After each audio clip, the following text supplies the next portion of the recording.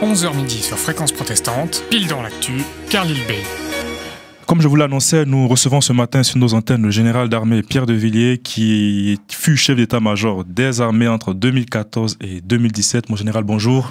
Bonjour monsieur. Merci d'avoir accepté notre invitation.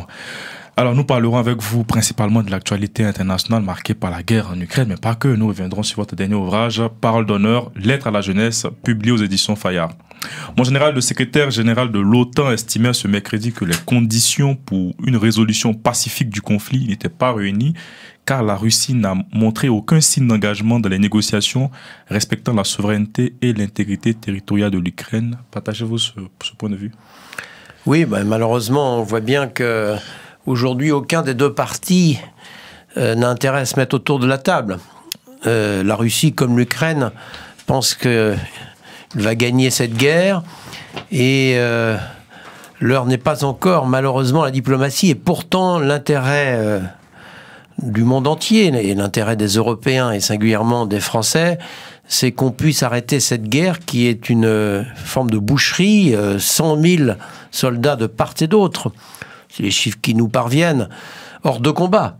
Hors de combat, ça veut dire décédés, blessés ou disparus. 100 000.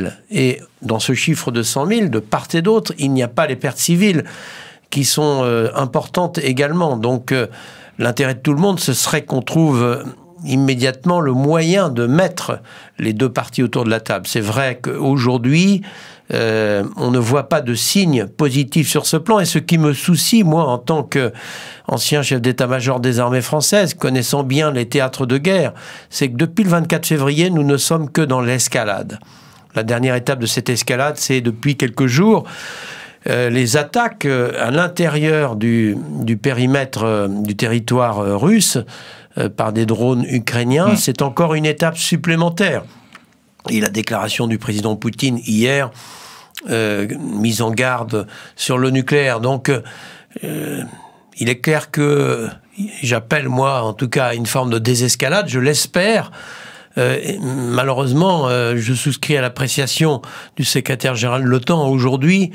Ça n'a pas l'air de se présenter favorablement. Justement, mon général, parlant d'escalade, peut-on continuer à apporter son soutien à un pays, fournir des armes sans être parti au conflit? Ne faudrait-il pas craindre un embrasement, une extension de cette guerre? Le risque, il est double. Soit l'enlisement, et c'est ce qui est en train de se présenter. On voit bien que durant l'hiver qui vient, dans les mois qui viennent, aucune des deux armées ne va l'emporter ou s'effondrer. Et puis le deuxième risque, qui est plus embêtant, c'est l'extension du conflit.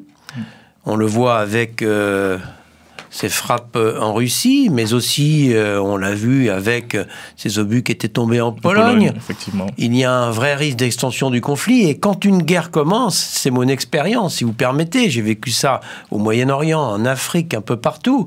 Quand une guerre commence, on ne sait pas quand elle se termine.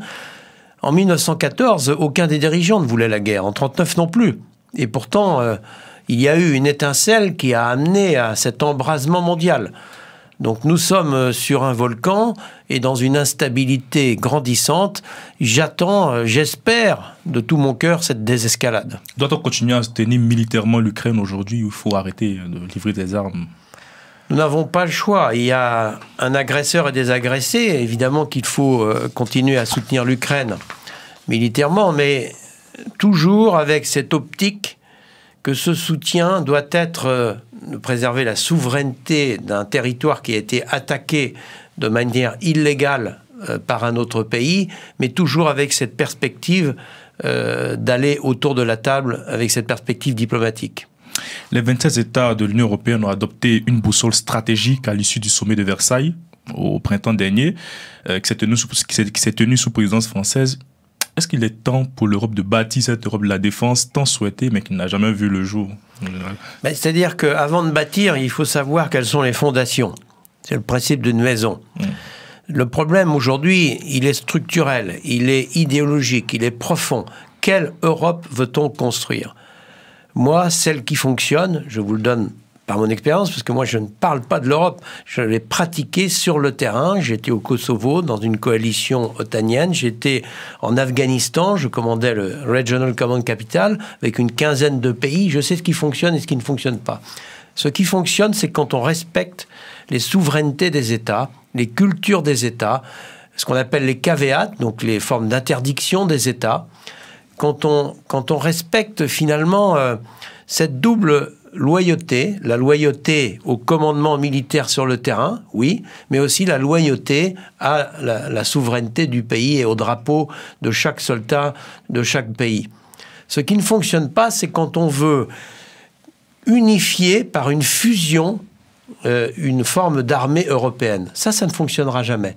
Parce qu'un Allemand restera un Allemand, un Belge restera un Belge, un Hongrois sera un Hongrois, un Italien, avec sa culture, son histoire, sa géographie et sa pression politique, son drapeau.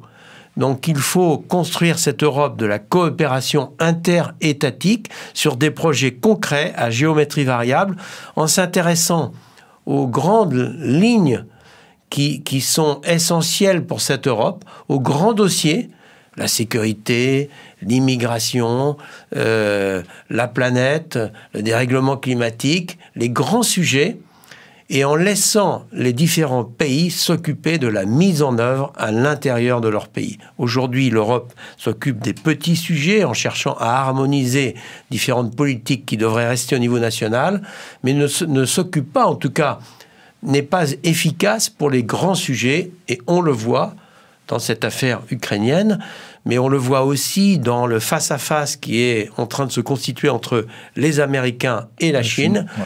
Si nous ne montons pas dans le train de cette Europe confédérale, interétatique, et que nous continuons sur cette Europe du fusionnement à l'image de ce que l'on peut faire au plan financier, en restant dans les détails et en n'allant pas sur les grands sujets, eh bien, je crains que le train ne passe devant nous sans que nous nous montions dedans. Parlant de finances, le volet défense du projet de loi de finances du gouvernement pour 2023 est en hausse de 3 milliards d'euros. C'est sa plus forte augmentation depuis près de 15 ans. Peut-on officiellement dire que la France s'est mise en mode économie de guerre ? Oui et non. Oui, parce que 3 milliards, c'est une marche substantielle et c'était celle qui était prévue. Non, parce qu'une partie de ces 3 milliards, je rappelle que l'inflation est estimée à 6 ou 7%, une partie importante, puisque 3 milliards, c'est 8 à 9% du budget, sera consacrée à l'inflation. Il faut parler en euros constants. Donc, une partie de ces 3 milliards est déjà bouffée par l'inflation. Mais, plus grave, ces 3 milliards étaient destinés à la rénovation de la composante océanique stratégique, les sous-marins nucléaires, lanceurs d'engins, avec aussi le vecteur et la tête, et puis en même temps la modernisation des équipements. Mais en plus de tout ça, dans cette nouvelle loi de programmation militaire, il faut inclure l'adaptation de notre modèle d'armée au nouveau contexte qui va nous obliger à revenir à un contexte d'avant la chute du mur de Berlin, cette capacité à mener une guerre de haute intensité. Et cette capacité va exiger de nous de reconstituer des stocks de munitions, de pièces de rechange, des équipes médico-chirurgicales, modifier nos flux logistiques, des équipements, chars, frégates, avions de combat supplémentaires. Donc c'est bien plus de 3 milliards d'euros qu'il faut par an sur la période à venir, sauf à ce que on se mette systématiquement en dessous du standard de la haute intensité. On pourra mener des opérations de haute intensité, mais pas participer à une guerre de haute intensité. C'est l'ancien chef d'état-major qui vous le dit. Moi, je ne suis pas responsable du contexte géostratégique. Simplement, en 2017, j'avais parfaitement identifié la double ligne de conflictualité auquel nous sommes confrontés, le terrorisme islamiste radical et le retour des États-puissances.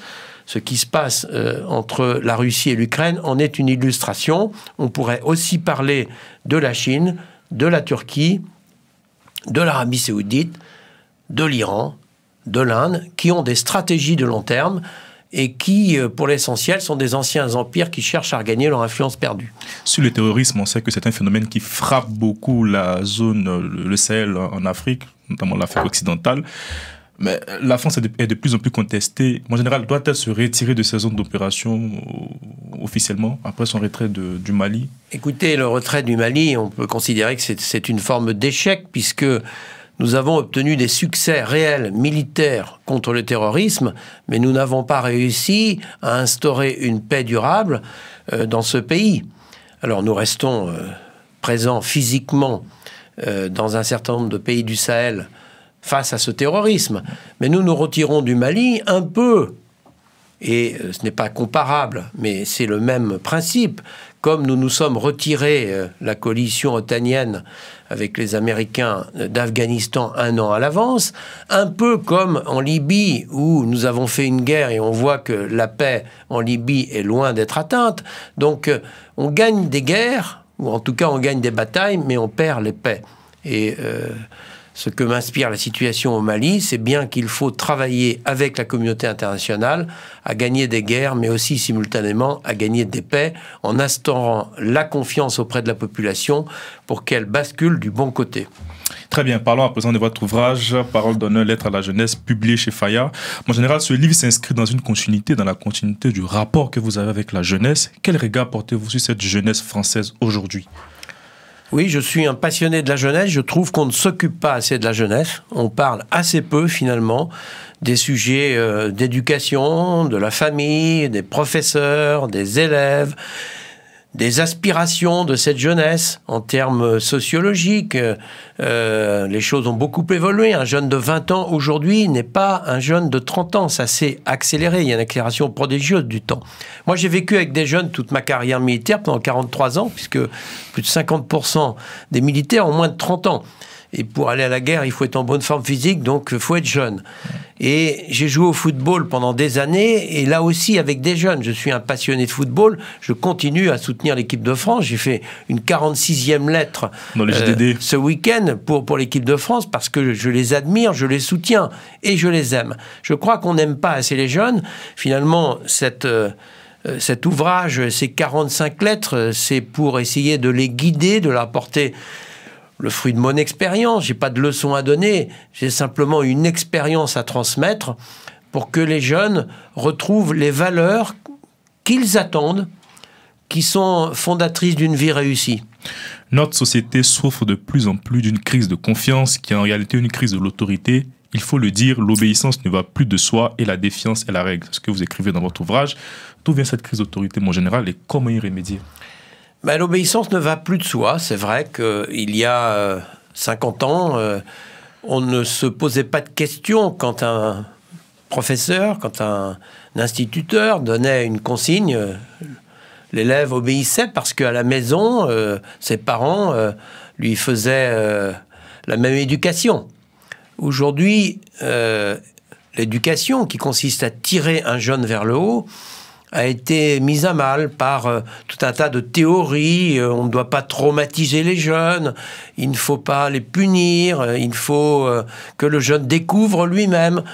Moi, je crois que l'armée n'est pas un modèle transposable dans la société, mais c'est un bon laboratoire. Et que si l'armée tient encore debout, c'est parce que l'armée a conservé cet équilibre qui est fragile, qui n'existe plus dans notre société. Aujourd'hui, il n'y a plus de fermeté. Quand on donne un ordre, finalement, il peut être contourné. Et on le voit avec le fonctionnement malheureux de notre justice. On condamne quelqu'un à 15 ans de prison, on sait qu'il n'en fera que 7, et s'il se conduit bien, il n'en fera que 3. Alors ça, c'est pas possible, vous voyez. Si vous dites à votre enfant, tu fais pas ça, vous lui répétez 3 fois, et qu'après, la punition que vous lui avez promise, s'il n'obéit pas, vous ne la faites pas, eh bien, ça ne peut pas fonctionner. Il faut de la fermeté dans une société organisée. Nous avons perdu la fermeté. Et puis l'équilibre avec l'humanité. Et il n'y a plus d'humanité. Nous sommes dans une société très individualiste, et les gens ne se parlent plus, ils n'ont plus le temps, ils ne se regardent plus. Dans une cage d'escalier à Paris, quand vous dites bonjour à quelqu'un, si vous lui serrez la main, il va se considérer presque agressé. On en est arrivé à un stade où il faut faire la fête des voisins pour créer de la convivialité. Non, ça ne peut plus continuer, nous manquons d'humanité. Cet équilibre entre fermeté et humanité, c'est vraiment le message de fond que je veux faire passer, parce qu'il faut garder l'espérance. Parlons un peu d'éducation, restons sur l'autorité à l'école. En général, êtes-vous favorable au retour de l'uniforme dans les écoles? Alors, l'uniforme dans l'armée permet une forme d'équité. Alors, on peut appeler ça d'égalité, mais c'est surtout de l'équité. Ici, on me respecte pour que je suis, et je suis à égalité avec tout le monde. J'ai le même uniforme. C'est vrai que l'uniforme peut être une façon de montrer aux jeunes qu'ils appartiennent à un collectif. Cette école, cette classe. Ça peut être un moyen pédagogique de retrouver une forme de fraternité qui est perdue. Aujourd'hui, j'entendais Régis Debray ce matin sur une autre radio. J'ai beaucoup d'admiration pour lui, il a une hauteur de vue, et plus il vieillit, plus il devient sage. Vous savez, la jeunesse, c'est le temps d'étudier la sagesse, la vieillesse, c'est le temps de la pratiquer. Et Régis Debray disait très judicieusement ce matin que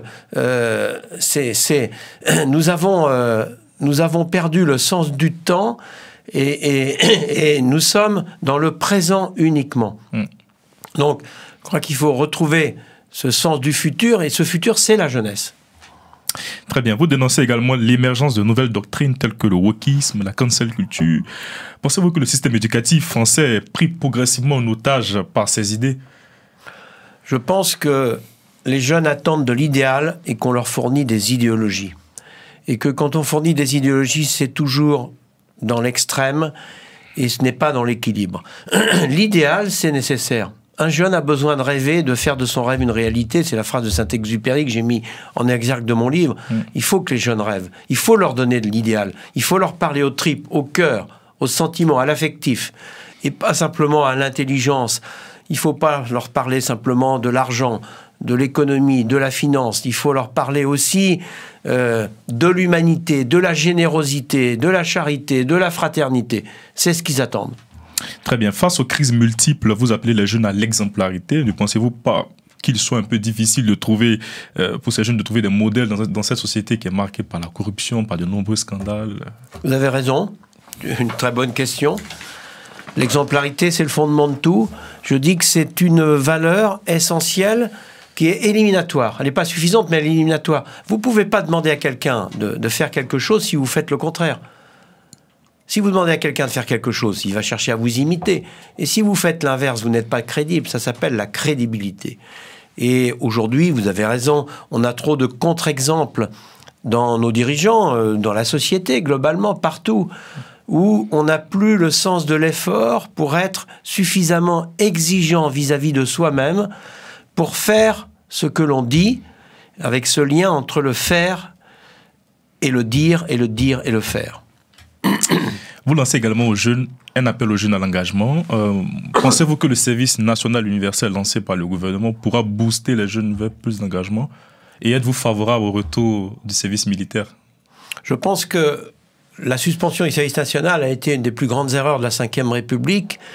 C'est une myopie politique, et l'art de la politique, c'est de voir loin et d'anticiper. Anticiper. On voit bien que tout un tas de crises, en particulier la crise énergétique actuelle, c'est un défaut d'anticipation. Et j'espère que la crise géostratégique actuelle ne va pas mettre le doigt sur la France qui a eu un défaut d'anticipation depuis 40 ans en délitant son outil de défense. Anticiper, vous voyez. Et donc je crois que c'est le mot-clé aujourd'hui, et nous n'anticipons pas assez. Sur l'écologie, vous invitez les jeunes à garder une position ferme mais équilibrée.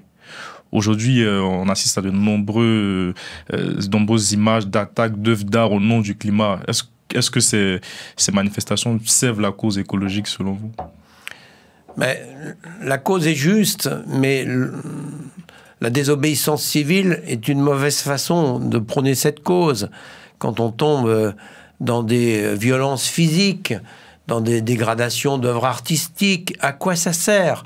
Frapper les esprits, oui, je comprends bien, mais la bonne façon de le faire, c'est dans l'équilibre, dans le combat des idées et dans une forme de crédibilité qui garantit de convaincre les personnes du monde entier que nous allons dans le mur et qu'il faut corriger le tir. nous sommes confrontés finalement à un capitalisme débridé, un libre-échangisme mondial, à une mondialisation qui se voulait heureuse et qui détruit la planète. Donc ça va être long et compliqué. Donc s'attaquer comme ça par des manifestations spectaculaires, je ne pense pas que ça soit la bonne méthode.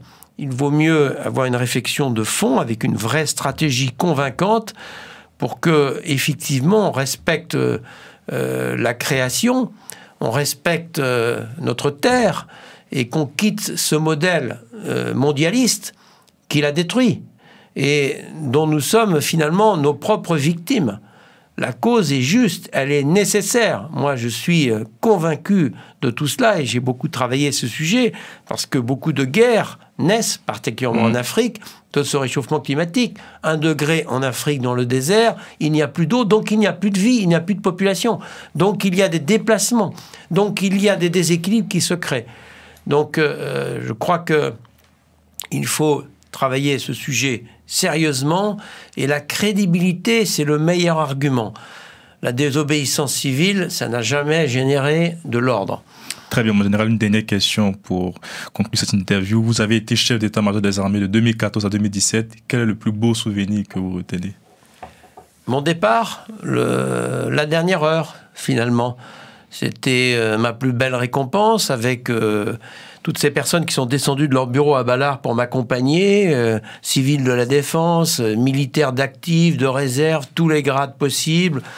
Le drapeau du 501e, 503e régiment de chars de combat qui s'était déplacé de Mourmelon pour ce départ et que j'avais eu l'honneur de commander entre 98 et 2000.